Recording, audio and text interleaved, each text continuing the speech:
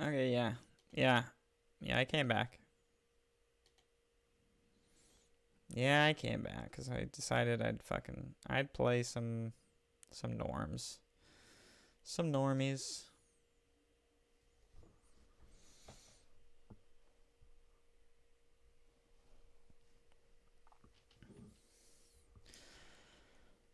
So, let me see. What are we gonna do today?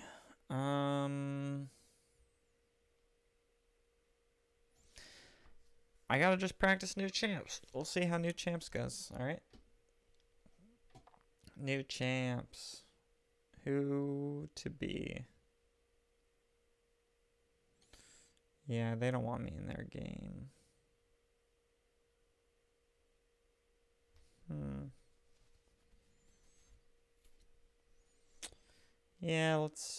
Let's just do a couple of these.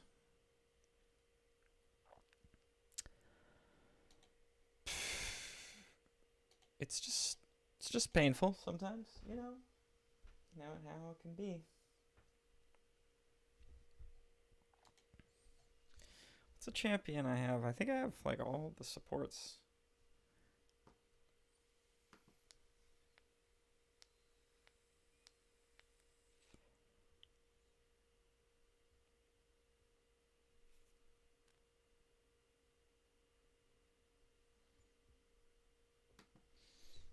Okay. New champs. What's it gonna be? Let's just do a champ I don't even like. No. Um, let's do Senna and let's try to remember that she has her ult and it's game changing. I don't know. I guess. I don't know. Who should I ban? I should ban Leona. Definitely not gonna play her, but definitely would be annoyed to play against her. Maybe not Senna. Champ that I really haven't played at all. Let me think.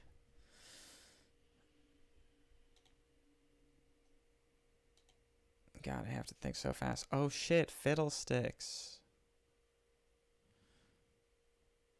God, it's a tank meta though? I don't know if I want to play Fiddlesticks. Swain. Swain could be interesting. No, let's do... Oh, but Ornn's going to be so fit. But I could kill Karthus. Okay, let's do Pyke. Let's give it a shot. I don't know. Dude, I've got a Project Pyke. Hell yeah.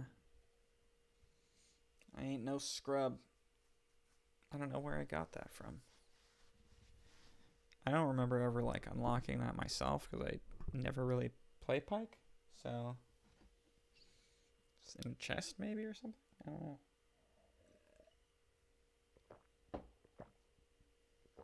Maybe it was granted to me. I have no idea. But at least it's not like a tanky jungle. Because if it's Karthus, I can. Ooh! Oh, they're all so. Yeah, they're all super squishy, so. Should be able to make it work. This is the Pentakill. Well, not for Ornn. Maybe. Maybe if Ornn is alive at the end of the fight, I'll get him. Yeah, dude. Ka jumps in there. Yeah, I steal it. Ezreal pokes someone down. Yeah, I steal it.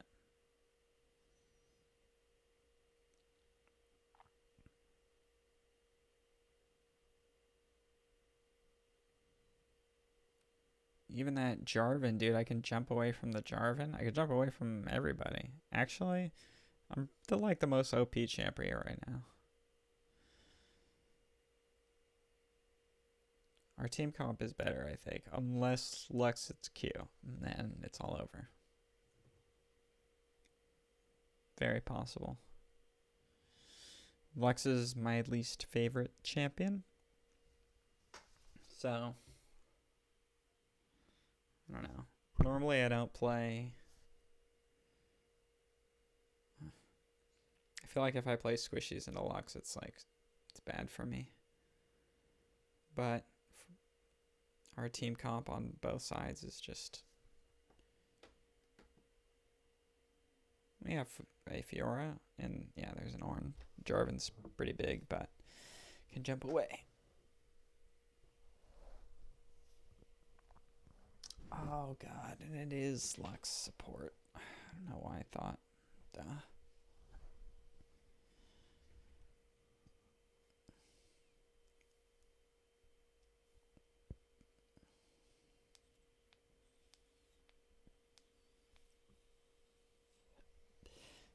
Oh, she took an ignite. Wait a second. It's Karthus. It's Karthus bot? Okay. Karthus bot. Let me think. I don't even know Karthus's kit that well. It's not that great for bot. He's got the CC, and then I guess Lux can chain her CC probably a lot easier, but I can still jump away from all that shit, and so can Ezreal, so I can even jump in and engage onto Lux. Onto either of them, actually. If they try to, like, come at me two ways, and Karthus puts his, like, wall up, and then Lux tries to, like, cue me from an angle, I just go straight onto Karthus. And then Ezreal, like, jumps straight that way also. It's pretty, actually... We play it right, it's like I can see it all in my head. It's beautiful.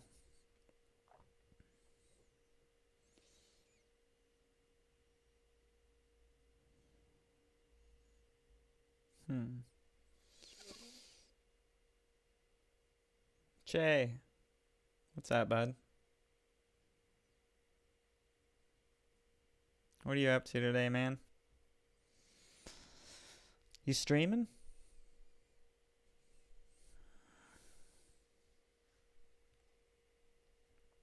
You playing Monster Hunter?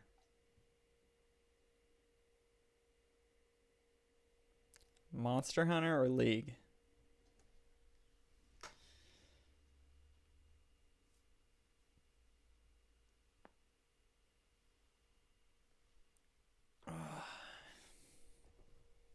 Oh. Horror?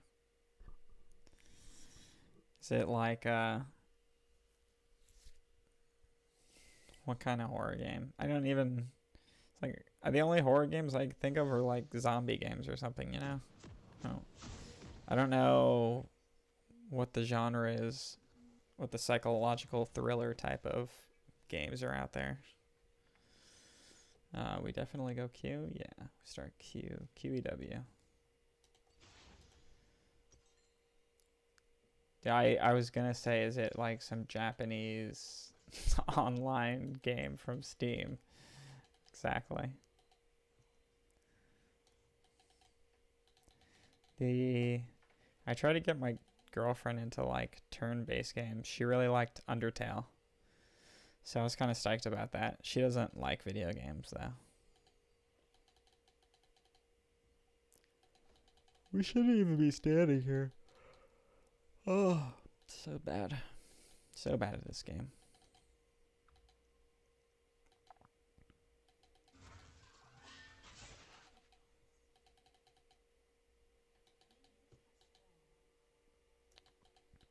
Okay.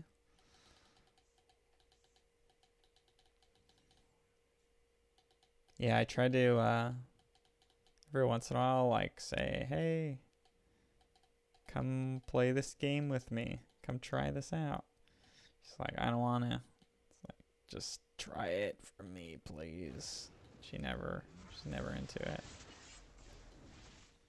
Oops. Okay.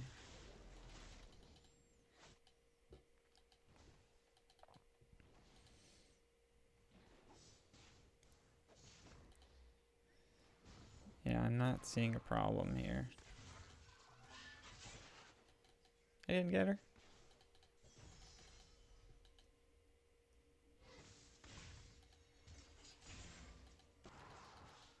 Why do I have... Oh, wow. Oh, fucking minion.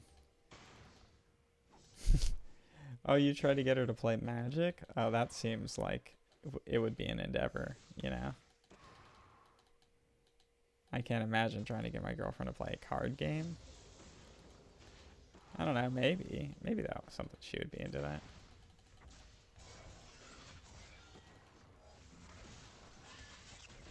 Boom. Told you this is good. Oh, yeah. Oh, jeez. Oh, she must have W'd. Did she have W? She took W? No, the heal or something. Oh! Oh, didn't get her still. I'm being so aggressive. Okay. I thought she was really dead there. Oh, I guess that's why you take... Ooh, that's actually good, dude. You take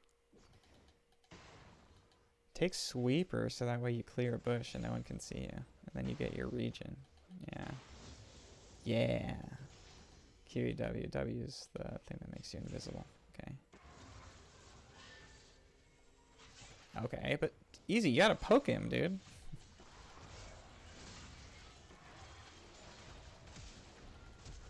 Can they still see him?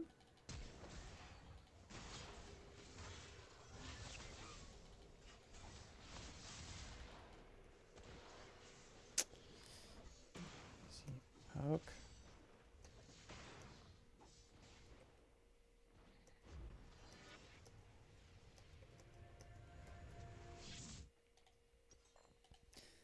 Yeah, that guy wasn't doing it. He wasn't doing the right things.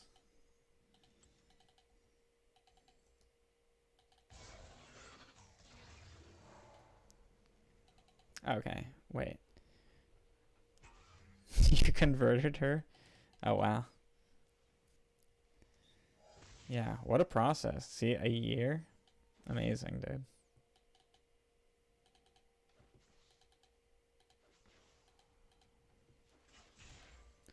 Yeah, I just don't know what kind of game I'm going to be able to get her into. She's like, I just don't really care. Like, I don't know why you play it. And I'm like, yeah, I don't know. I don't know what to say.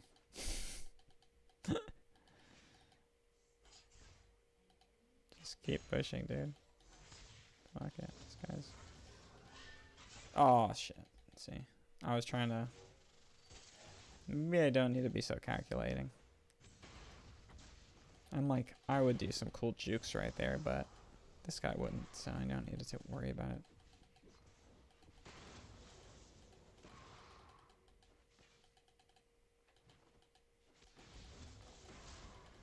No.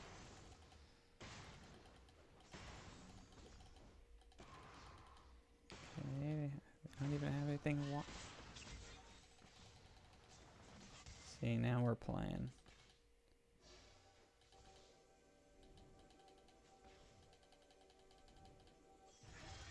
Oh, I just freaking so stupid.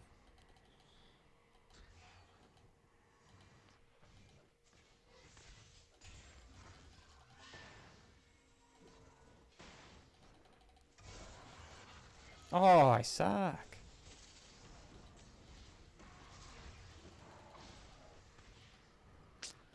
Missed everything. Missed everything. I don't play any card games, dude, just so you know. I played Pokemon once upon a time.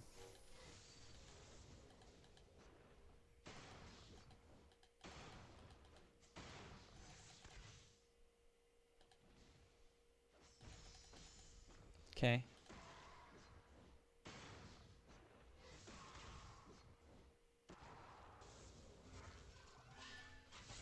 Damn it, I thought I had him.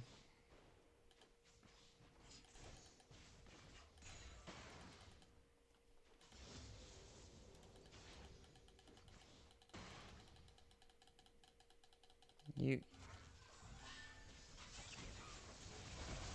Oh, shit, dude. That's some bullshit right there. He was gonna, like, stun me, and then I was gonna get cued or something.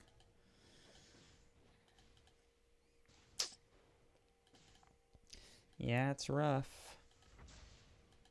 I mean, my easy doesn't know what poking is, so it's kind of tough. Kind of tough. And we didn't get that kill in the beginning. Oh wait, I did. Yeah, I got a kill. But we should have gotten another one. That's what was really sad. Oops, that was a little too much damage.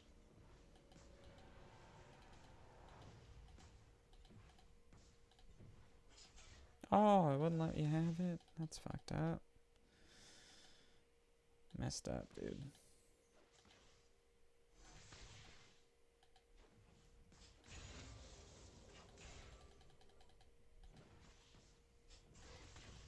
See, I help my ADCs farm too.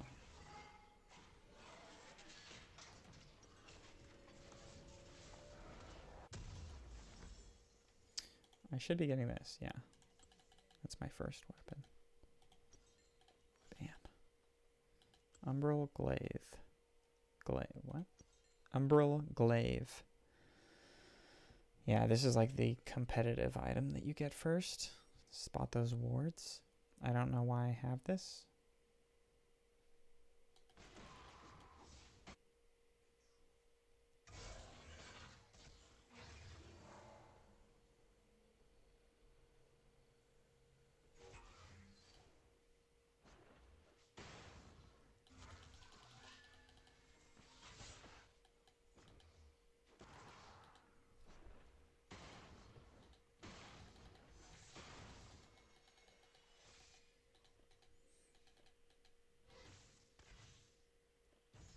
Damn it. Okay, that's really fast.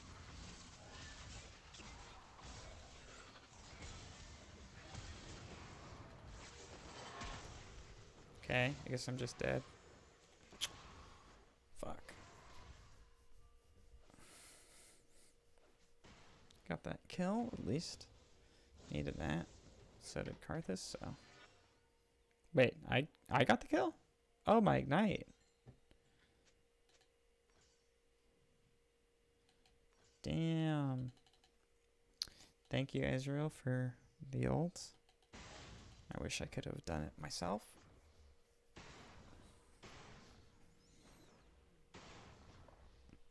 Okay, now I've got the armor. Lux is also going to be back as soon as I get there. Am I tweaking? Oh, I can move the minions.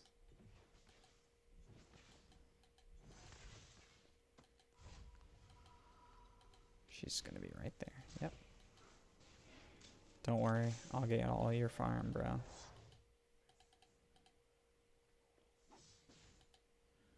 Oh. Psh. Oh yeah, you got teleport. Show. Nice. Oh. There's a ward there. Bitch. What are you trying to do? Something tricky? Wow. Wow. See? They're pretty tricky. Put a pink ward down there. I don't know what she's got that there for.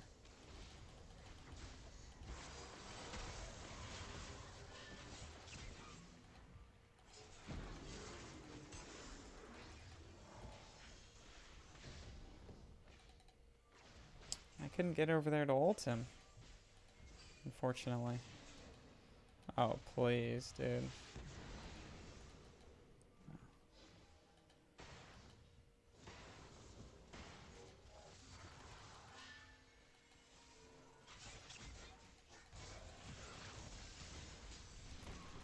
Oh, I didn't get to. I was stunned. Dude, I didn't get to. Wow, 4 bot. Okay. That's gonna be like my last chance.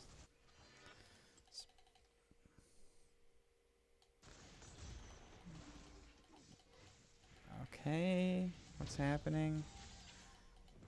Okay.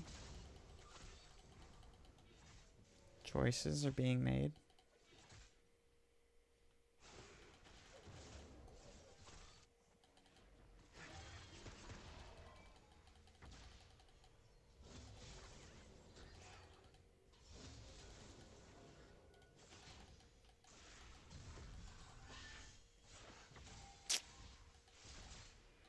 God damn, dude, you guys suck. Just taking it. Just taking it.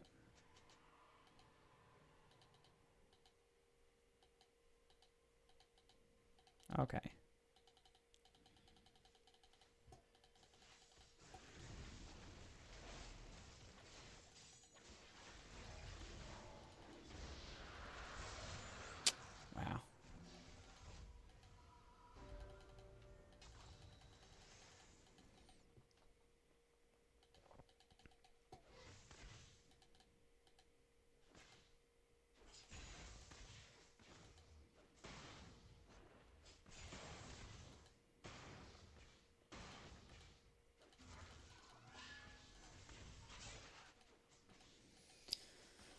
Wow.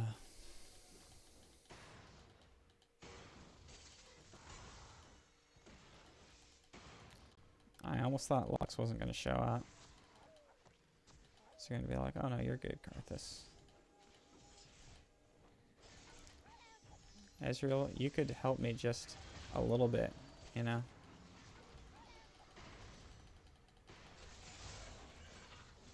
Whew. Close. Almost had him.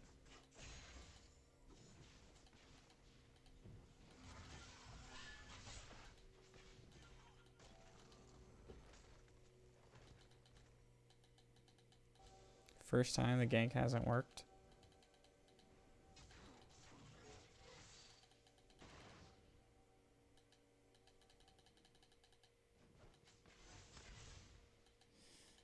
Motherfucker.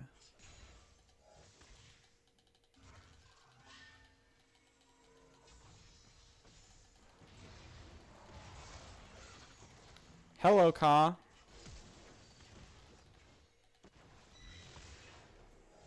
Duh. Dude, what are you doing?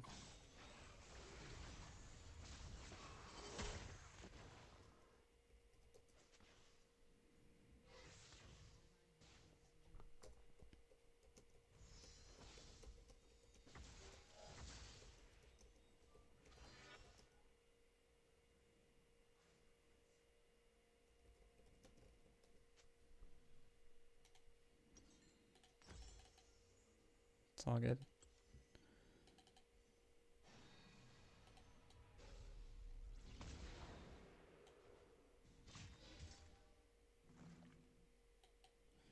Yeah, I mean, obviously the cause terrible. Oh. I mean, how do you not go try to kill that Lux immediately?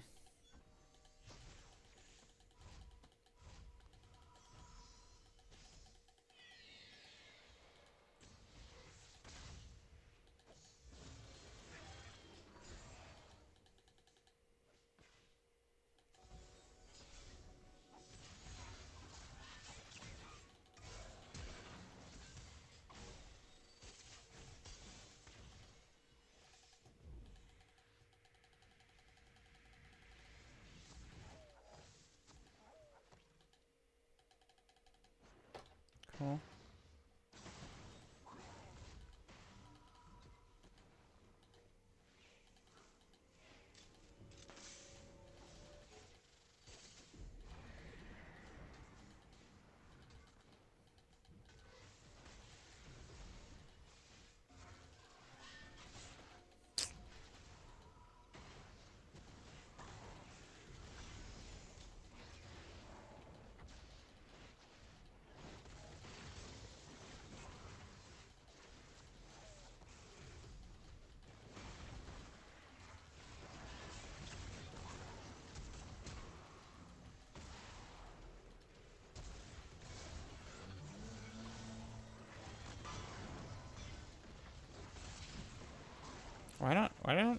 Why doesn't it do anything to him? He like doesn't move.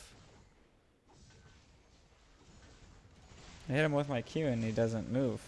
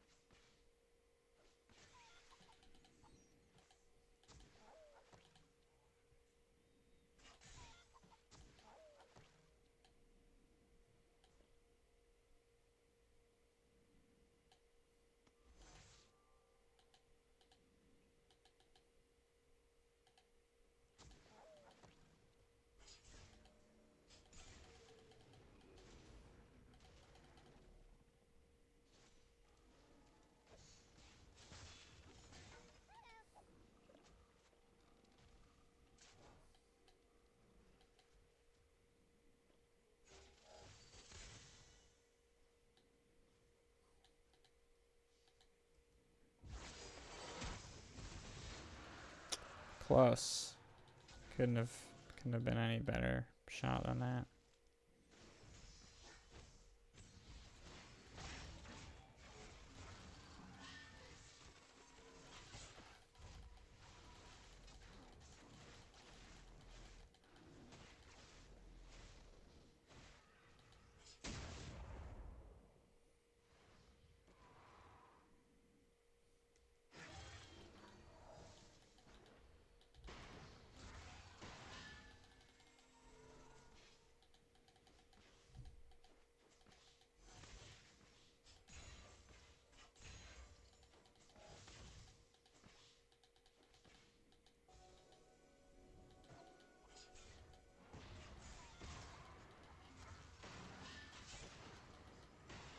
So just half my HP.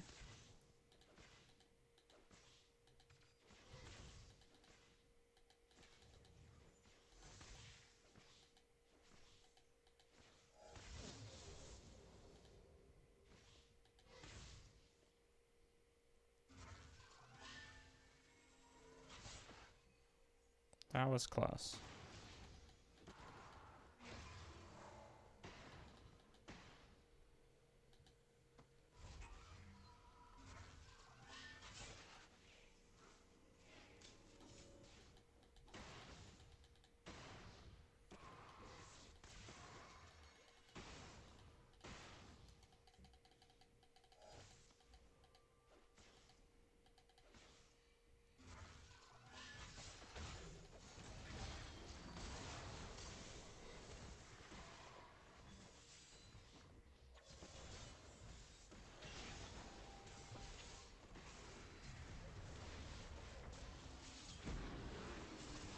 Yeah, I wish I was there.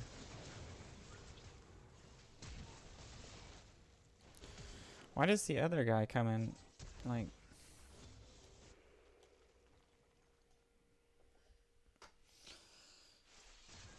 Yeah, I'm done.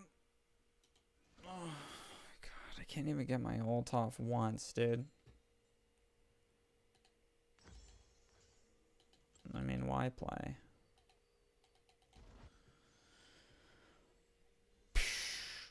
Why play?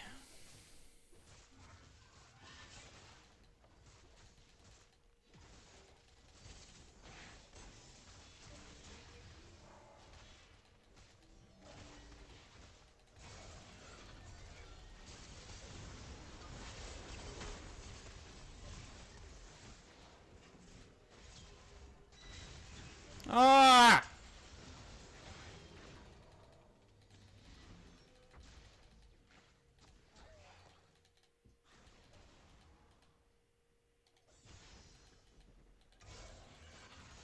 Oh, I fucked that up.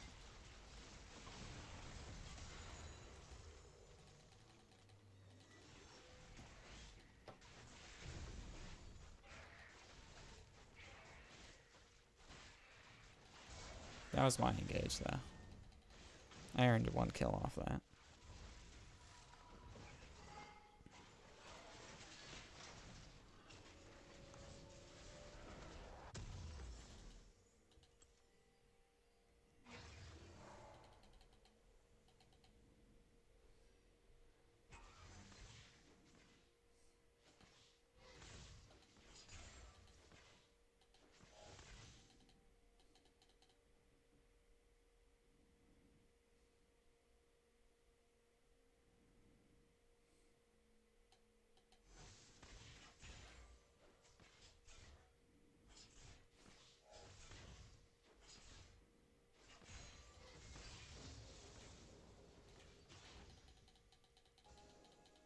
Yeah, we'll see.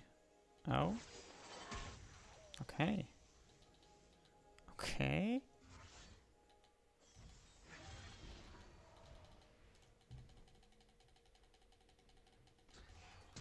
Oh, shit. How, dude?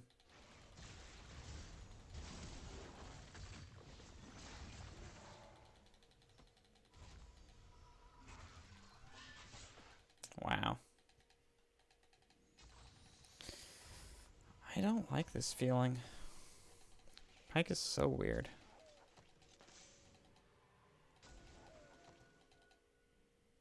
He zoned him off that, though.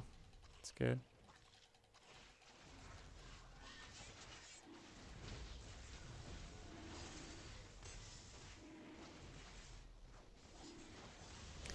Might have actually turned this around a bit.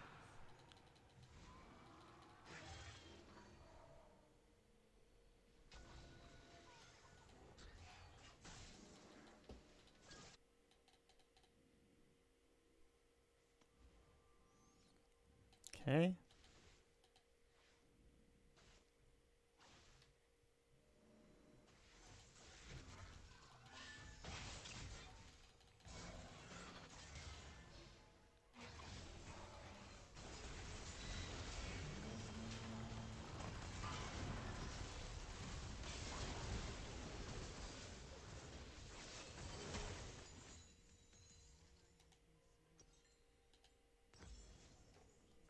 I shared gold with people.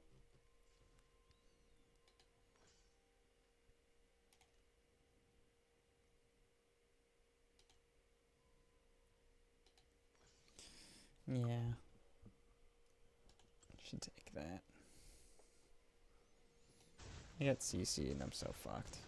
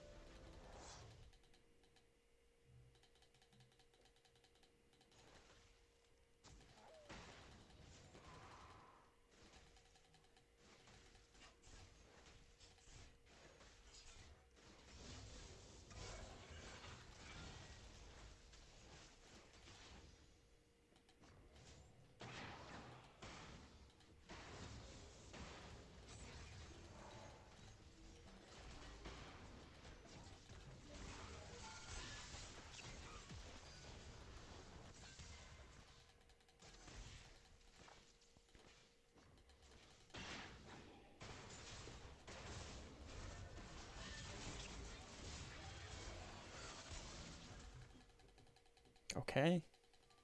Yeah.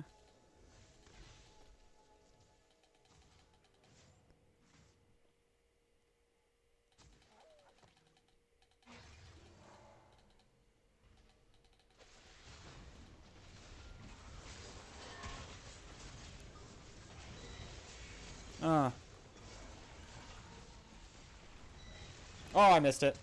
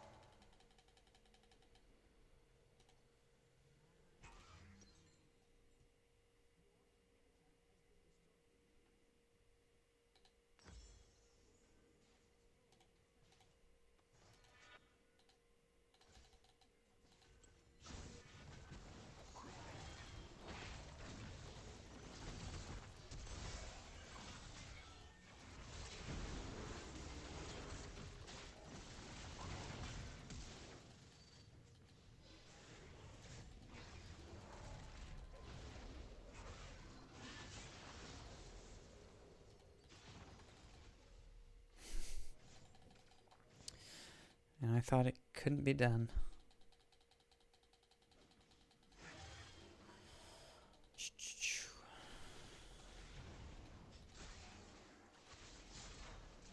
Oh yeah, that's painful.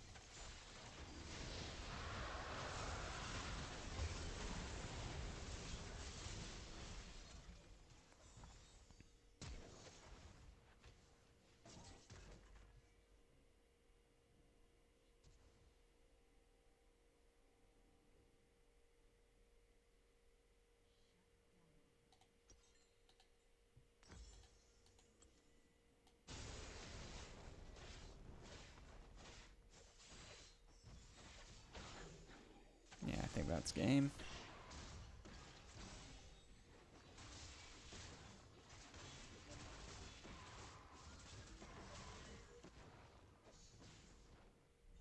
Nah, I guess not. Not quite. Not quite.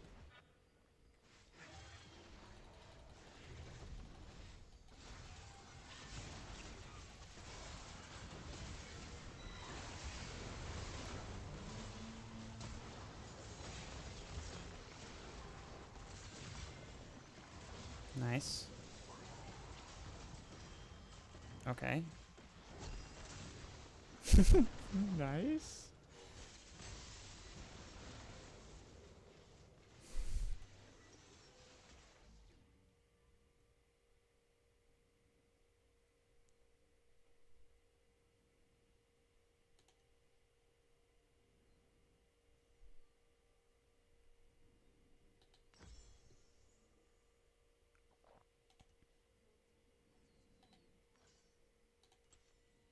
Dude, beautiful.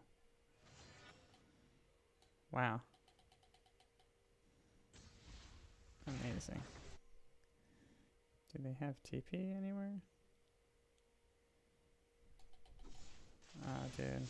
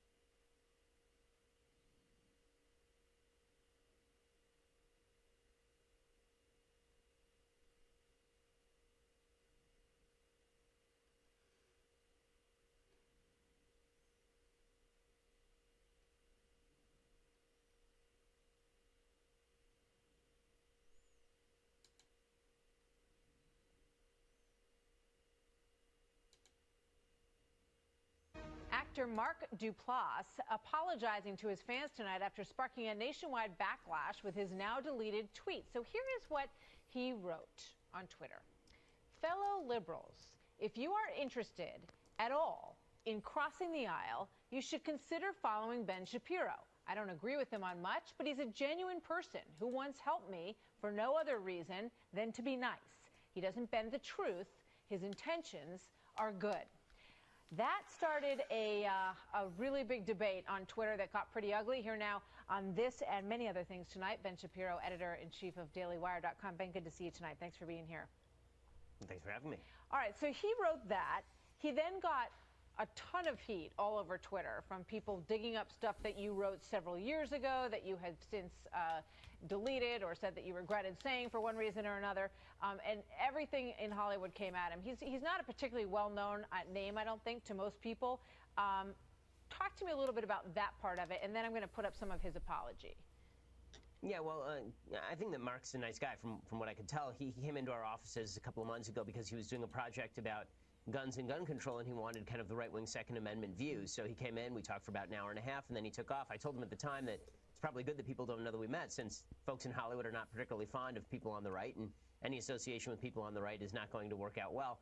He sort of tweeted that out unsolicited. I hadn't talked with him since that day, actually.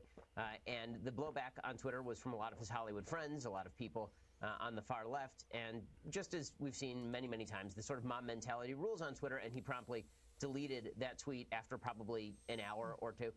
And then this morning, he put up a full apology. That was after I texted him last night, by the way, and told him that I didn't mind that he deleted the tweet, considering he still has to work in this town, and Hollywood isn't fond of people who are friendly to anybody across the aisle. He put up a full apology for ever having suggested that I was a nice person who had views worth listening to. So that was wonderful. You said he got ratioed on Twitter. Explain what that means.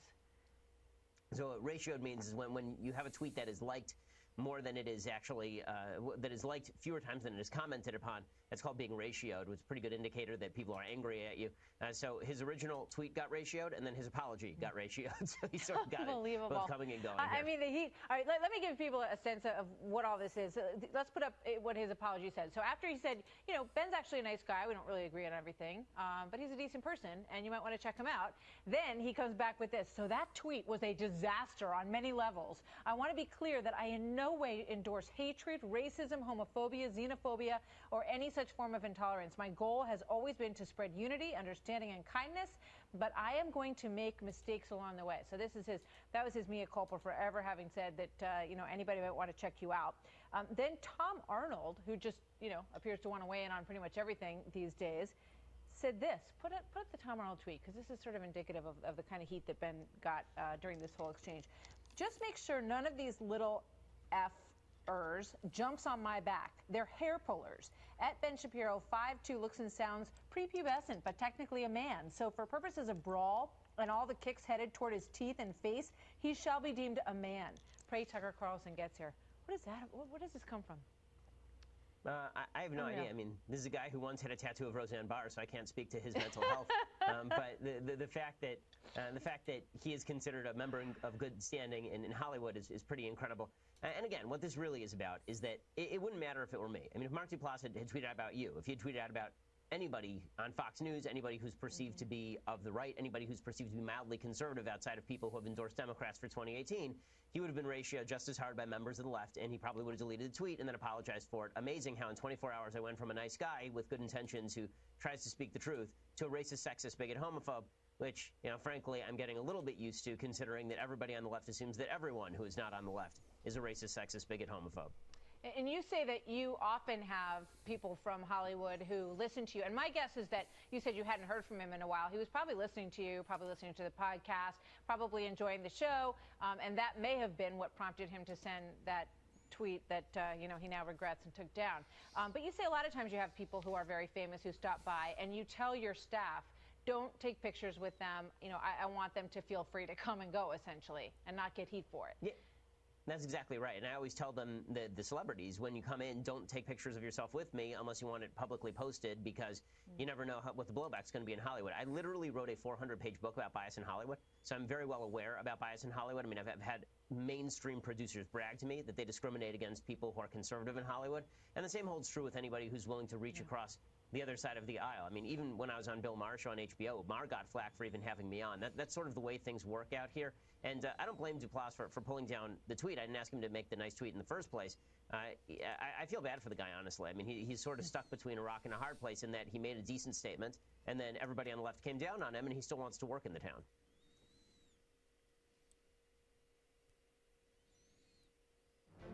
Over the years, I developed an investing strategy that continues to bless me with unstoppable prosperity.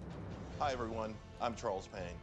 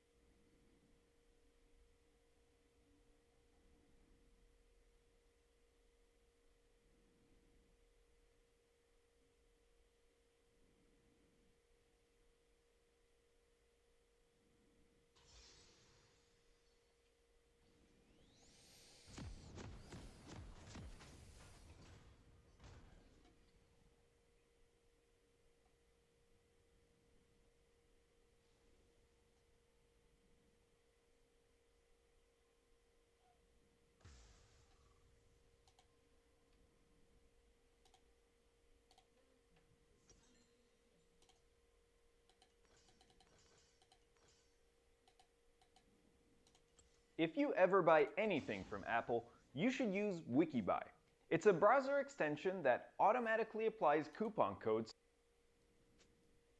Microsoft should just steal my idea, okay? They should just do it. They should just take it as a fresh idea right now, ladies and gentlemen. Now, don't get me wrong over here. I'm really excited about the new consoles, okay? Even though that I'm a PC gamer at heart, I really do enjoy consoles to an extent, right? I always find that no matter what, as great as PC gaming is, for some reason you can't make it as plug and play, dead brain simple as loading up as grabbing a controller, firing up a box, putting in a disc, and calling it a day.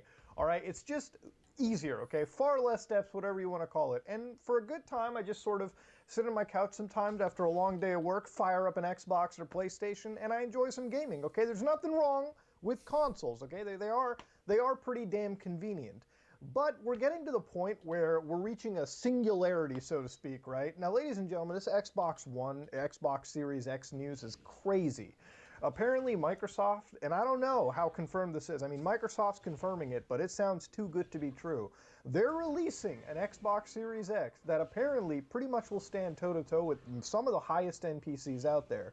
We're talking about using some of those new Ryzen processors. We're talking about using their new GPU chipset that apparently is rivaling the top end from NVIDIA. Now, of course, big earth-shattering news. And not only that, but Microsoft's new Xbox has got a lot of fucking good software under the hood. We're talking direct machine learning so that we can talk about upscaling some of our older games right on that box. We're talking about some really good under the hood tech that's being built up. Not only to mention the fact that ray tracing is going to slowly become a thing on this whole deal. This is a great time to be alive.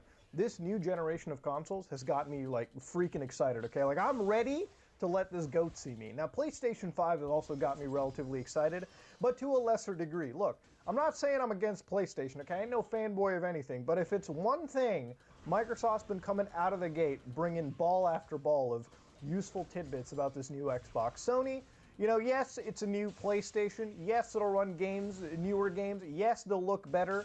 Hopefully, it'll have full backwards compatibility. I'm still holding on to that.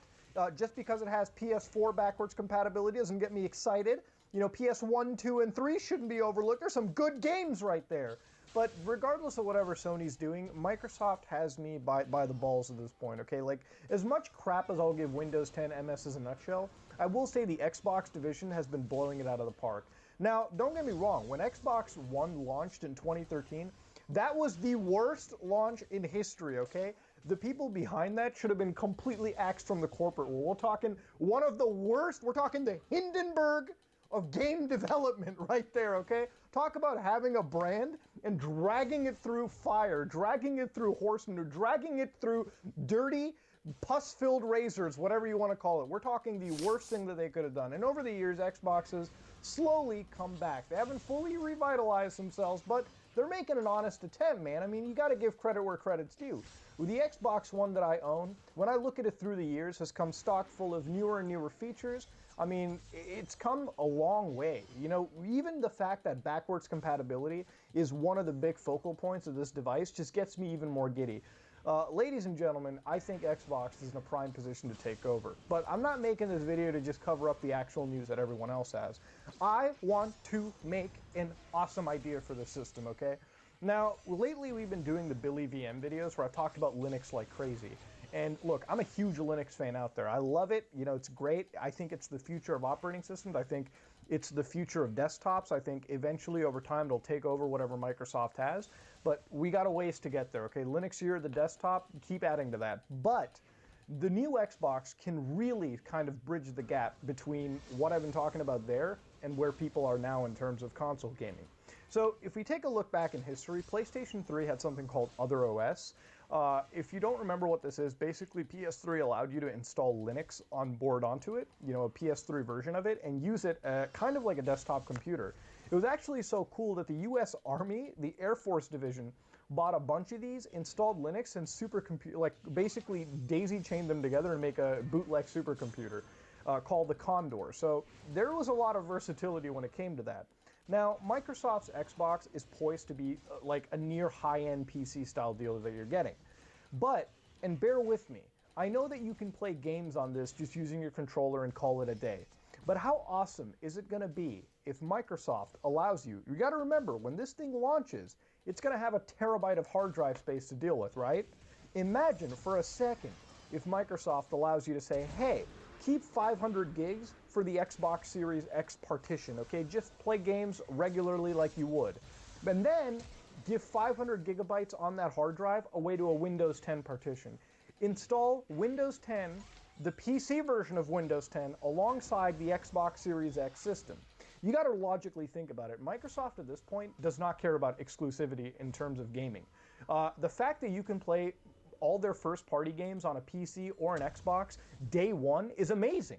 Okay, if you think about it, you don't have to take a choice. You can play Gears of War 5 on an Xbox One, and if you have a PC, then you can just install it on the PC and cross-play, cross-save, do what you have to. It's literally one of the coolest things that they've been doing. Exclusives are a thing of the past. It's all about unifying people together and get them gaming as one, get them cross-playing together and all that good stuff.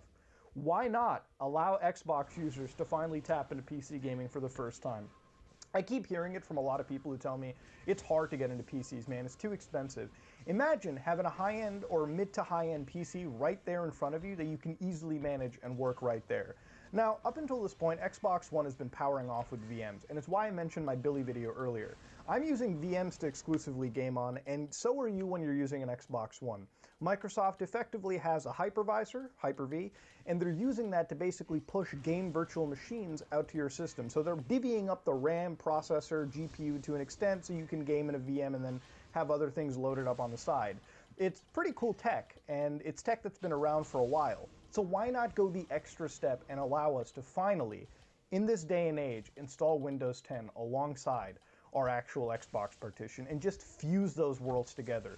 Now, I know a lot of people are like, what's the point? You know, why? Here's the thing, it's an option. Backwards compatibility, not everyone uses, but it's an option, and a great one at that. This is a cool idea because if you think about it, you know, gone are the days where you have to really think about what system you're getting your game on. Imagine getting Rainbow Six Siege, all right, and instead of just playing on the Xbox One version of it, imagine if you have PC friends on the PC version of Siege. Just installing Windows 10 to your new Xbox, downloading Uplay on that, and installing Siege is great. Microsoft doesn't care where you play their games, whether it be on PC or the Xbox console. The fact that you're paying for Game Pass or buying their games to begin with is a win in their books. So why not just go the extra way and just go out of it and give us what we want? You know, this is Microsoft right here, okay? They're in control of their Windows IP, their Xbox IP. Just allow us to install Windows 10 on our system and use it like a PC. When you logically think about it, imagine the extra value you're going to get out of this box when it comes time to get it.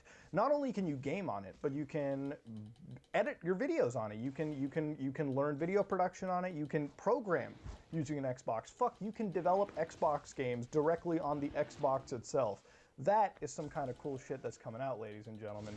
And it's one of the things that I really want to stress Microsoft takes this idea.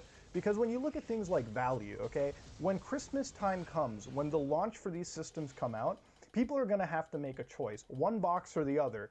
It's not, you know, in everyone's interest to get every single thing when it comes out. These boxes are going to be pretty damn expensive.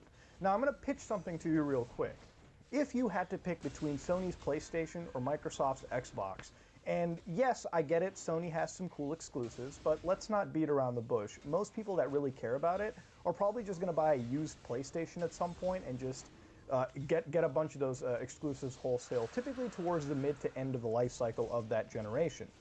But if at the same time I pitched you the same box from Microsoft's standpoint and said not only do you get a strong box to game on, but you can install PC stuff to this and use it as a full-on fledged computer. From a gaming perspective, imagine running all your emulators through this box if you felt like it. Imagine running your PC versions of games. Imagine running Cyberpunk 2077 on the PC partition of an Xbox Series X and installing mods and doing what you can to it. Imagine fusing those worlds and finally just unshackling people from PCs or consoles. This is stuff of the future, and it's stuff I fully endorse. If you're going to give us one of the strongest consoles in history, give us the option to use it to its full potential. All right, that's all I'm really saying. As a PC gamer to these people, I would gladly buy an Xbox Series X if it came with a feature like this. Because if I think about it, the value proposition of not only having a strong console, but a fully utilized gaming PC as part of it is pretty damn sweet. Using it to not only game, but I can use it to program, use it to actually edit videos, use it to do whatever I want. It's all up to me. That would be a really cool idea. And I think that would really shatter the console world coming this release cycle. But that's just really what I gotta say, man. That's really where I stand on top of it. Look, ladies and gentlemen, I'm just saying it like this. Microsoft, they have an option to fire the nuclear switch. This is up to them. Because so far, Sony is kicking their ass in terms of consoles sold. But here's the thing. At the end of the day, one is just going to exclusively play games. Fine. One is going to play mostly the same games. The third parties are still going to work between Xbox and PlayStation. But one is also going to come out with the option to give you far more bang for your buck versus the other. And I think Microsoft has the actual assets, the leverage to really pull this off. This would be really mind-blowing. And I think it would break up and shatter the entire gaming world out there. This would be as impressive as the Nintendo Switch was when that released. The idea of having a hybrid console. Here, the idea of having a hybrid console and PC is something that I totally endorse. And ladies and gentlemen, it's just finally time to see if Microsoft does this or they don't.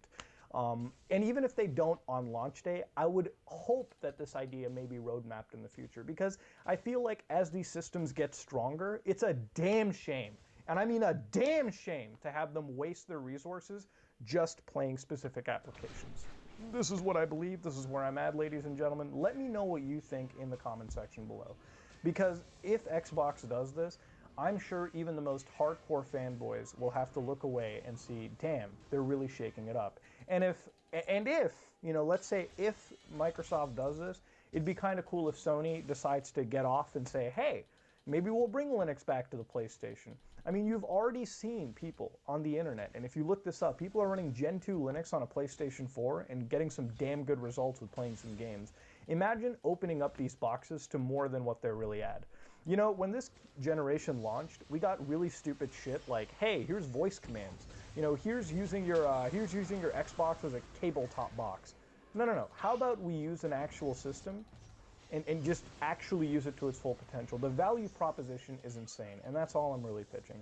I hope Microsoft takes my idea. Again, let me know what you think. If you like what you saw, please like, comment, and subscribe. Dislike it if you dislike it. I am out.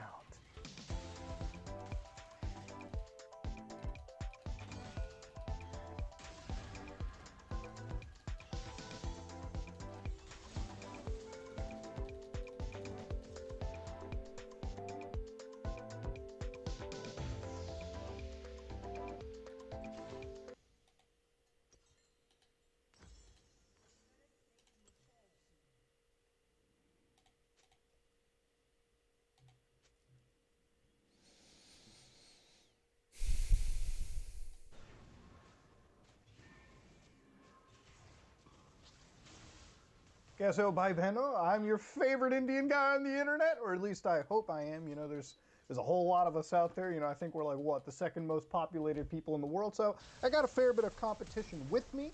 Now, ladies and gentlemen, I have been on the quest, okay? I've been spending the last 48 hours just like watching Indian technical stuff, okay? And I found one thing, okay? In India tech world, as long as you have technology or technical in front of your name, you're pretty much like a fucking, you know, tech sage, you know? Like you're like the Agent 47 of installing Windows 10 or whatever. But I have found, in my opinion, the final god of technology on the internet, ladies and gentlemen. Are you all ready to get down into it? Tum log taiyar ho andar ghusne ke liye? Because, ladies and gentlemen, I have found Technology Redefined, one of the many technical channels on the internet. Now, this video isn't exactly to call out this particular channel. No. This video is there to talk about the good old side of violating YouTube terms of services, right? Promoting scams, the general bullshit that exists out there. Now, this video is protected under fair use. Fair use being regulated here in North America. You know, if any attempts to take this video down, trust me, I will pinch my nipples gladly and fight back. That's for damn sure. But that being said, let's get back right into it. If you look around the videos over here real quick, you can find out that, you know, at the end of the day, it's just your generic, you know, tech channel. Don't buy earbuds before watching this. How to make money online. That thumbnail's been reused twice, by the way. How I earn money as a student. My secret method. Anybody that tells you the secret method of earning money? Pyramid schemes. Okay, that's the word for the day, okay? Pyramid schemes. Remember them very carefully. Ponzi schemes. Feds take that very, very, very seriously. Now, I always love coming across how to earn money on dark web. Method number 1. That's a 15-minute video, and of course, generally flowing through it, you get caught up in the world of Binomo, which, might I just add real quickly, isn't the fucking deep web, all right? Let's just be real about it. Let's be honest with ourselves. That one's a lie. Whew. Earning money as a student, getting into that stock investment, that's, that can be quite risky. I always love reading the comments to this, dude. I have earned and lost money there. Please, guys, don't try it. I love the honesty. That's what it comes down to. Oh! All right, so I love this. I love these videos. Check who blocks you on WhatsApp. 5 crazy WhatsApp tricks. Now, this is also a little spooky, okay? If you look around for WhatsApp hacks, WhatsApp block, WhatsApp tricks, I think this is in the category of tag stuffing, which is a little My against phone's YouTube terms and not services. working. WhatsApp tricks and apps are 100% legal, but it's they're like shut off. definitely not allowed by WhatsApp terms of services. Now, I like to always fight against this kind of misinformation, and I'll be real about it real quickly. Don't download any of these fancy WhatsApp tools because you're basically downloading a third-party application that connects into your text messaging services. You know, the thing about WhatsApp is it's encrypted, and it makes sure that only you and your receiver can actually get any form of communication between you. Having a third-party program reading between applications isn't exactly the smartest fucking idea, is it, buddy? You know, the people who would do that, no offense, you know, you see this window right there? They know the taste of it very fucking well. So maybe you shouldn't do it, okay? Maybe not get down into that risk, but hey, guess what? Strike number 2, right? Maybe it just gets better. Oh, look at that! Even Google Play removed one of those programs. I mean, it takes a lot for Google to get off their ass and remove malware off the Play Store. So this must have been quite heated for them to get on board immediately. I'm just saying. Call recording applications being one of them too. Yeah, don't run. Make sure you check your wiretapping laws in the state you live in before you download shit like this, because could be quite illegal. Let me tell you. Do not Google this number, otherwise, can't wait to hear this shit. So, Do you feel somebody's watching you? Okay, I'm not going to get too far into this, all right? But this is a number that you shouldn't Google. All right, boys and girls, we're about to commit some fucking crimes right now. Are you ready? can you come back? Are you boys and girls ready to commit a at felony on YouTube? All right, okay, so I Googled it, and it led me to a patent, okay? Like a legit patent. Nervous system manipulation by guess. electromagnetic And field then I from came back at monitors. 3 What and the I'm fuck like, is this, so dude? then This the is kind of Mexicans creepy. just What the speak hell is this? It's like a legit, like And, fucking patent to you wanna control have some human training beings through the person, monitor. yeah, it's That's kind of basically- fucked up. I'm not gonna lie. That's a little fucking weird, dude. No one It's cool. The speaks white van English. isn't gonna attack me today. It's fine. I feel like it's So- still tinfoil hat territory, but I mean, who knows, bro? The world's a wild place, huh? Okay, this is 5 reasons why you should never visit the dark web. All right, okay, line up, boys and girls. We're about to get our assholes puckered up and I'm good. going back tomorrow.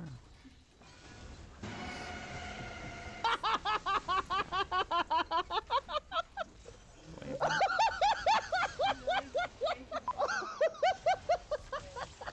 I mean, I worked like an hour. Now, ladies and but gentlemen, there you was know just, that I like, really no, encourage people to use the deep web. While I have stayed away from it for a little while right now, I will get back to deep web pretty dumb. browsings.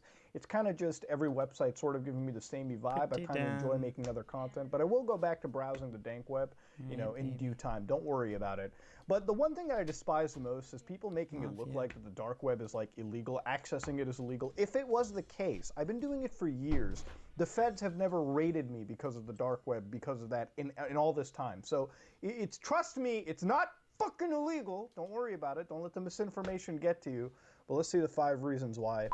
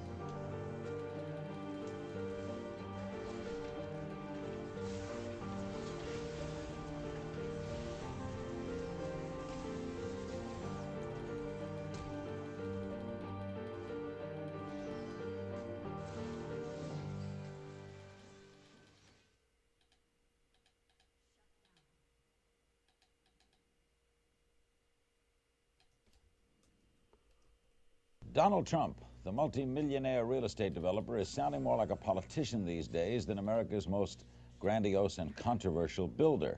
When he disagrees with a matter of policy, he does it in a big way. Today, he sunk $95,000 into a full-page newspaper ad appearing in many papers criticizing the administration's foreign policy. Rumblings in the Trump camp point as far as the presidency. Could the Manhattan magnate be eyeing the White House, or is he just calling a bluff? Are you a Republican, Donald? I'm a Republican, yes. So if there were politics, it would be as a Republican. It would be, I guess, as a Republican, but I don't see that there will be politics. Why the ad, then? I mean, you said you wanted to say it. There's a lot of ways you can say things. I guess an ad is one way. You could have called up shows like this who would have been trying to have you come on. Why now? Well, it was very easy. I was tired, and I think a lot of people are tired of watching other countries ripping off the United States. This is a great country. They laugh at us. Behind our backs, they laugh at us because of our own stupidity and the leaders. I mean, what we have a Persian Gulf situation. You saw what happened today. Billions and billions of dollars.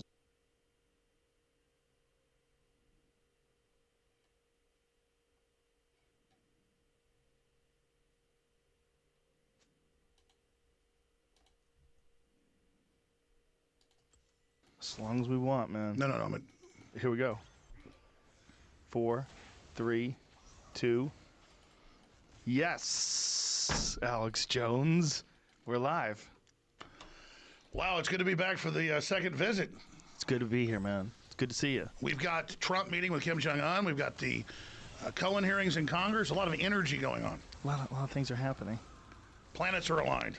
We should tell everybody that you and I had, well, first of all, we had a long conversation on the phone, which led to just a lot of talking. You were driving things. to Vegas a few weeks ago. We talked like an hour and a half. And then we decided to do another podcast. And we cleared the air on the phone. We decided to clear the air more on a podcast. There's a lot of things going on. I told you a long time ago that I would have you back on. And in the interest of being completely honest, I was hesitant to do it, not because I didn't want to talk to you, but because of just the amount of bullshit that I get from people that get angry that you and I are friends. You know, that why give that guy a platform? That's the big one. Why give that guy a platform? That's the big one. You know, but you and I have always had a good time together. We've always had fun together. Our only problems have always been when we're not, like if you're talking about me or if I'm talking about you, not if we're talking to each other. It's the distance has been the problem. It's the telephone The lack of communication. The lack of communication has been the problem. The thing that people are upset about you, the thing that we wanted to talk about, like quick to get it over with, or not quick, but just to get it up front. Up front. That's the best way. Or it'll be misrepresented. Yes, is the Sandy Hook stuff. Yes. Yeah. So your take on it. Just give me your take on it. Well, first off, because it's always misrepresented, I believe mass shootings happen and they're real tragedies. And I believe Parkland happened. And you believe Sandy Hook happened? Absolutely. And now, just last year, the media came out and said Alex Jones says Parkland didn't happen, and he's sending people to Parkland parents' houses. And there was no video, no audio. It wasn't true. In fact, I said I believe Parkland happened. So I'm not going to be the mass shooting denial guy. I have been branded as the Sandy Hook guy. I mean, imagine a Final Cut Pro video editing timeline. And you go back almost, it was 7 years ago. I guess it's more than 7 years now. And the internet didn't believe some of the things about Sandy Hook. I started covering it weeks after. My first articles and things are, oh, this will be used for gun control, and I bet the guy's on Prozac and a mental patient, which he was. Of course. But then about a couple of weeks into it, my listeners and others start sending me all these anomalies and things, and later it turned out some of those anomalies weren't accurate. And then I just moved on from it, okay? I mean, I'm not Adam Lanza. I didn't kill those kids. But when I'm on the streets now, people don't know who Adam Lanza is, the guy that killed those kids. They think it's me. They say, I can't believe you're not in prison for what you did to Sandy Hook. All they know is Alex Jones, Sandy Hook, dead kids. So, well, I don't think that's, I think the majority of them are angry because the narrative has been that you're sending people to these Sandy Hook families' homes. Exactly, and I'm not, and I never have. That you're responsible for these people getting harassed because you said on your radio show that it wasn't real. Yes, there is video and audio of me saying I can see how people don't think it happened, and I can see how people think it's synthetic because there's been staged events before. That then gets edited, put together, cobbled together. But I never said go to people's houses. I never said go investigate these families. Did you ever say that you think it's not real? Yes, I did. But now you do think it's real. Because I learned some of the anomalies were not accurate. That's a problem with all this conspiracy shit, right? Because the conspiracy theory stuff, the people that want to believe, they believe in conspiracies with everything. And I think there's a certain percent, and we talked about this just a few minutes ago. Yeah, when I started getting accused 4 years ago, a couple years into it, and I said, no, I think it happened. then people that I had interviewed and things started saying, he's involved, he's one of them. Because you are now saying that it happened, they thought that you'd been compromised. Yes, and then I was realizing, this is how it works. A certain percentage of people are schizophrenic. Exactly. And then they just think everything's a conspiracy. Well, this is the thing about conspiracies. It's very attractive to people that are schizophrenic. Schizophrenic people think everything's a fucking conspiracy from top to bottom. Every single interaction that people have is some sort of a stage event that's trying to take them down or control this or mind control that. That's a big factor in a lot of this conspiracy theory shit, is mental illness. When I started having people come to the office saying that I'm Bo Bridges or that I'm Jeff Bridges or that I am you're Bill Hicks. Bill Hicks, and people in restaurants screaming, F you, Bill, we know it's you. It's kind of like Dan Rather, the guy threatening me. What's the signal, Dan? What's the signal? What I've experienced now, the quote fame of being super famous, being the conspiracy guy. I was legitimately questioning things because of Gulf of Tonkin, Northwoods, things that really happened, babies that weren't thrown out of incubators to get us in the Iraq War. But I kind of realized a few years ago that I kind of had my own mild psychosis in that when you've been lied to by the media and the culture so much over and over again, everything then starts becoming automatically, you're sure it's fake. And then everything you see fits into that. This is probably, again, 4 or 5 years ago, I began to realize, because I was on the receiving end of people pulling up in white vans with guns at my office saying, I know you put a microchip in my head and I'm going to kill you. And so it was kind of like, once I got super famous, it was like, whoa, there's a certain percentage of people that are way off on the spectrum where they believe everything's fake, and then there's people that believe everything they hear is true. I mean, you should be questioning, you should have the right to do it, but it's somewhere in the middle. And so this is what I'll say about Sandy Hook. I legitimately questioned it when people brought up anomalies. I then had debates about it on both sides. The internet pushed me to keep covering it. I probably covered it 20 times in the first few years it happened. And then as soon as I questioned it, not being staged, I got attacked so much that I said, screw it, mass shootings happen. I believe it happened. But then media would call me or interview me and say, okay, but tell us the anomalies of why you questioned. They were getting me to say it again. Not that I didn't have the right to question it, but they thought, well, Alex Jones versus dead kids, Alex Jones denying it, Alex Jones harassing families. This is a perfect way to get this guy who's so popular and getting people to question and getting people to think. And so it took me years, I think I'm smart, I guess I'm not, to figure out what was going on. So when Hillary, a few months before the election, gives this huge speech that says Alex Jones has a dark heart. He knows Sandy Hook kids died, but he says they didn't, and he sends people to their houses. He's the worst guy in the world. So I came out and I said, listen, I never sent anybody to the houses, but I apologize if it was taken out of context. People have a right to question, but I'm sorry for the families, and I'm sorry for your hurt, and I get it, and I've experienced crazy people now, big time, just like you have. Please stop saying that I'm saying it didn't happen. Please stop saying I'm sending people to people's houses, because here's what happens. When they put it on every major TV channel, local TV channels, radio, I mean, thousands of articles that then get syndicated. If I said 100,000 articles, that's a low number. The amount of Sandy Hook coverage against me has been so insane and so huge because it's supposed to be the first domino that once I'm taken down, then all the dominoes fall. Well, it's also clickbait. There's also a thing, if you say Alex Jones, Sandy Hook, and you put in a title, a certain amount of people are just going to click on it. Alex Jones is still pushing a Sandy Hook conspiracy theories, one that I saw just 2 days ago. Exactly. So this is the point I've gotten to is, here's the key. Then they say more people are showing up in Connecticut. More people are coming to their houses, which they are. Because the media is all over the news saying there's a big conspiracy here. Alex Jones says it doesn't happen. And so people then hear it and they think, oh, you know, it's like looking for the Mothman or something. They're all running up there and the media is saying it in my name. And I'm saying, no, I believe it happened years ago. And so then I'm getting the blame and the attacks and the demonization and the threats for what the corporate media is saying over and over again, that I'm saying that it didn't happen. And the families are getting the threats, and the families are getting the attacks, and the families are getting called crisis actors. Yes. And then it gets even worse. You did something different?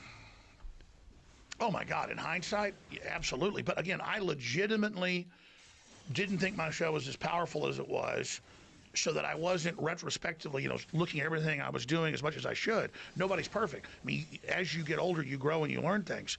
But I just began to realize about 3 years ago that they're making my identity, not being a nationalist, not being a populist, not being a free market guy, they're making my whole identity, Sandy Hook, And I didn't even know they were going to sue me then. Well, it's just because that's what gets clicks. Yes, but then before I ever got sued, I said, I believe Sandy Hook happened. This is not my identity. I barely ever covered it. Stop. Right, but you understand that's not what they're doing. They're But not then trying they to took make that it as weakness and made it even worse. But they're not trying to make your identity. They're not trying to define you or do some sort of a documentary biography on your life. They're just finding something that people want to pay attention to.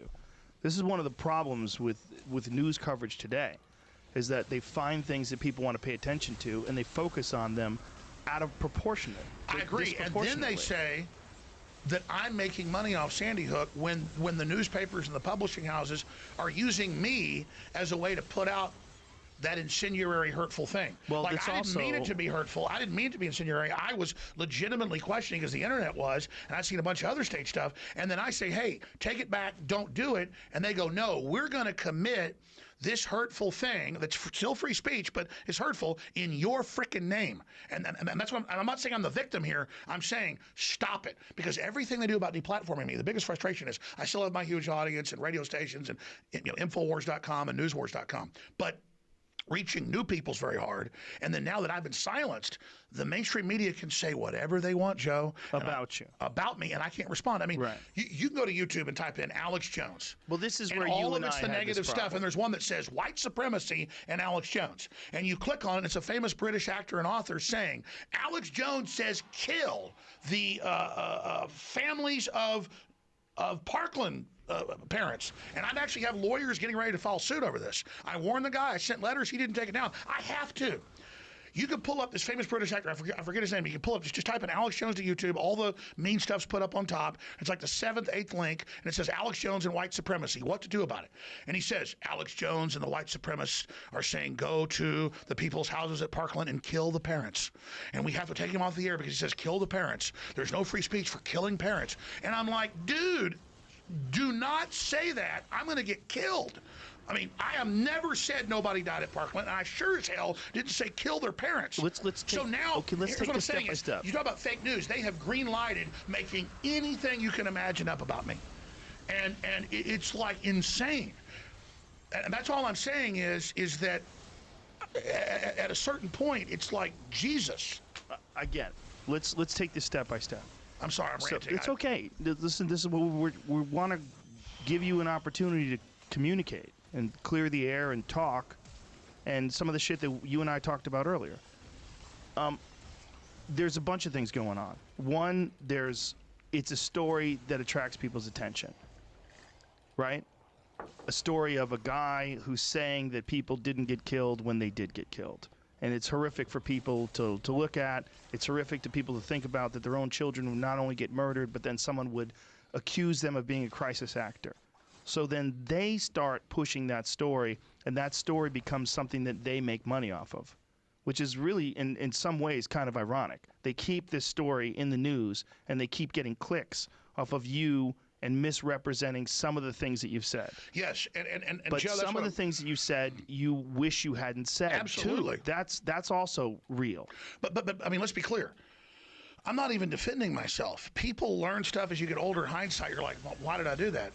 Like, I used to, whatever was the big hot thing on the internet, I would just debate it because it was interesting. Right, but this is what I wanted to get to. You were doing this show, and in this show, you're on the air hours and hours a day, and you're ranting about all these various things. Is it fair to say that you weren't really 100% aware of what kind of influence you were having? Absolutely. And that if you did know, you would have phrased things differently and done things differently. You know, it's even beyond that. I was just younger, and I was covering what other people were saying. I was not the first, the 10th, the 100th, the 10,000th. You were reading about it on the internet. It was a firestorm all over the news that people are denying it, and I've got producers going, hey, look at this video. But isn't that the problem with every single national tragedy? Anytime something happens, there's a certain amount of people that think that there's a conspiracy, even when it's just a plane crash, even when it's just... fill in the blanks. Any sort of national tragedy. Well, exactly. And all I'm saying is, Sandy Hook's not the hill I'm dying on.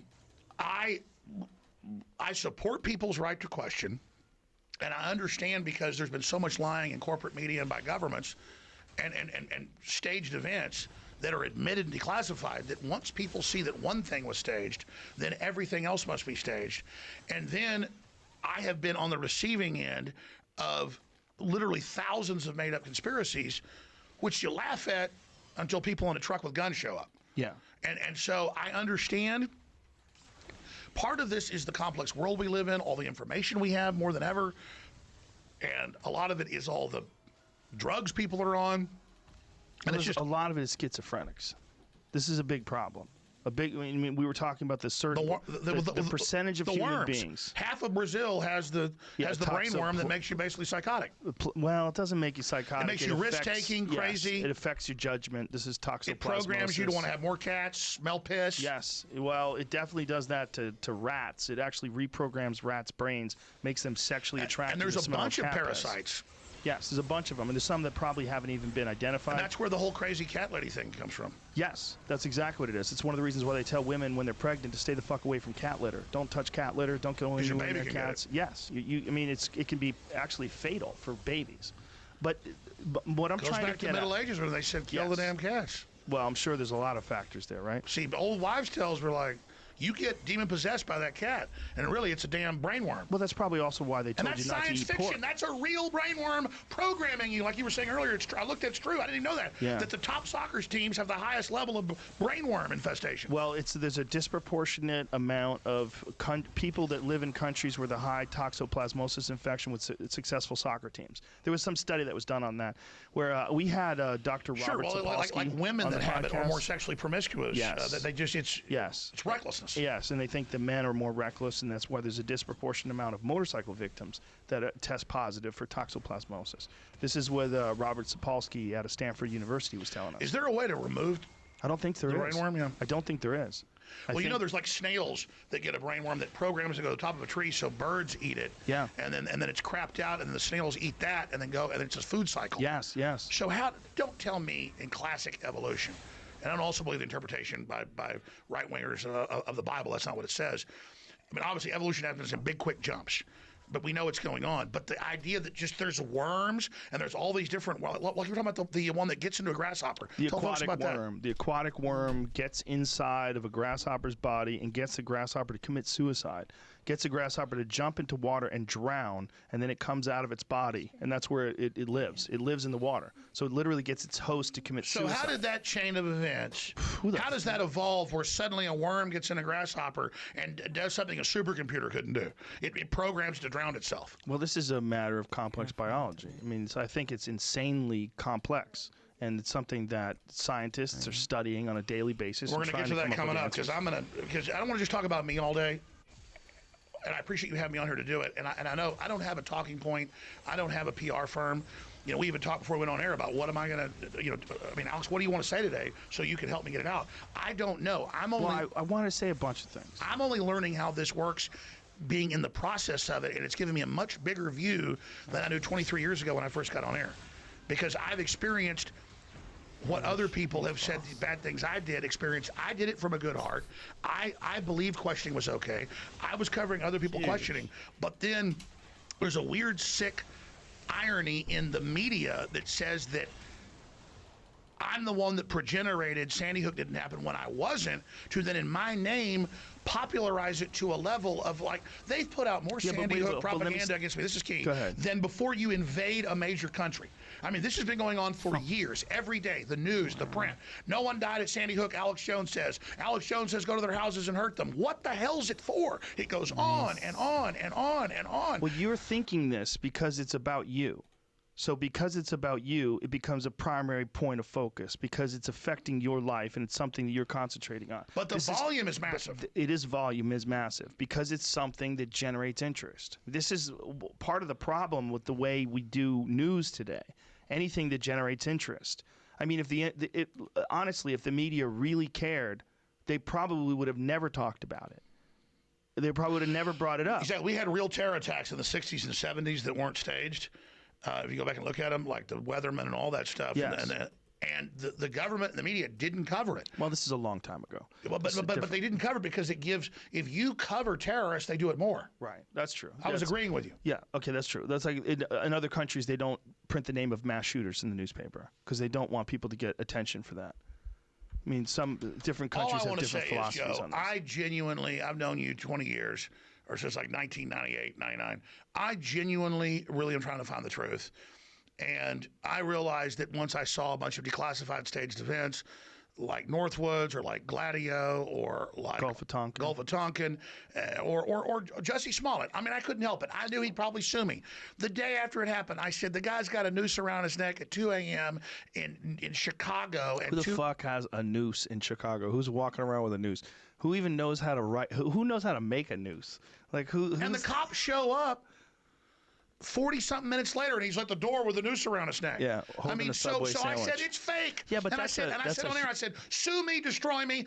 It's fake. I can't help it. But see, the problem is that's where the psychosis comes in, because if you're a little kid, because I've been reading more about psychology, trying to understand this stuff. If you're a little kid and somebody with red hair beat you and tortured you, say a man with red hair, I'm just hypothetical. Well, you're going to not like guys with red hair. So it's kind of like, or if you've been lied to as a kid, later that's what creates mental illness later. Right. So if we've been lied to by the media and the corporate system and seen all these fake hoaxes and the fake stuff about Kavanaugh and the fake stuff about the Covington kids and the fake stuff about Smollett, now the public, actually, here's what's happened.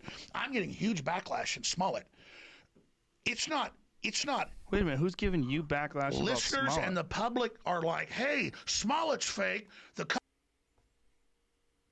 There were secret societies that were involved in founding this country. Who were they, and what were they? Covington kids are fake. Blasey Ford and most of these women said it was all fake. So why are you saying Sandy Hook's real? Everything's fake. And it's like, no, dude, everything's not fake. That's what I'm saying is the differential's gone. And so, yeah, there's a bunch of fake stuff, and we have a right to question it. But now the general public, my fans, believe everything's fake. Okay, but let me stop you there. I'm ranting. I just can't. It's okay. I want you to rant. This is the nature of the beast. This is what you're selling to a lot of these people. This is why they're tuning into you. They want to hear you uncover conspiracies, and some of them aren't as bright as others, and some of them can't see logic. They don't see it. They don't understand. That's what I'm saying. I'm legitimately questioning. I don't just think everything's fake. I know you don't. Listen, I think if you never talked about Sandy Hook, you'd have no problems. I really do believe that. I believe there would be problems. I think people would look down on you and call you a right-wing lunatic and all sorts of other things, which they don't even know. When I first knew you, you were getting arrested for going after George Bush. I remember when you were not a right-wing guy. I just asked him a question. He had me arrested. Well, you were asking him a pertinent question. About the CFR and his dad's drug deal. Yes, exactly. And this was a guy that was running for president as a Republican, and you were getting arrested for questioning him. I brought up Iran-Contra, the CFR. But my point is, you weren't tied to a party. You were trying to find the truth. And No, you're right. When I aligned with Trump, that's when all hell broke loose. Yeah, that was part of it. I think that was definitely part of it. And Hillary admits, she looked at my whole bio and said, Sandy Hook, hit him on that. Right. Now, do you still communicate with Trump? Not in a while, and it becomes a big issue. I mean, I obviously communicate with surrogates and people that talk to Trump. I mean, Don Jr. was on Tucker Carlson last night. They were talking about me and saying what happened to me is wrong, and the fact that they've used me as the way to start the cashless society, and then I mean, imagine they're never supposed to block somebody from banking if they have a good record. It's not fraud. Here's a whole other story. I had an A++ rating with my shopping cart and bank accounts that I had for 22 years. And banks looked at it and said, we've quite frankly never seen anybody with a credit rating this high, because you never even do chargebacks with our shopping cart. People do that. What does that mean, chargebacks? The point is, we have the best credit there is. Okay. A group out of Boston, which I'm not going to mention here for your show and things, but we're preparing litigation against, who does the ratings. It's a secret rating system for like Taliban, Al-Qaeda, the mafia, that's given to bank executives. 2 days before PayPal banned us, they put a hate designation from the Southern Poverty Law Center saying I'm basically a terrorist. So when they call you a hate person now, it means a terrorist in Interpol. So all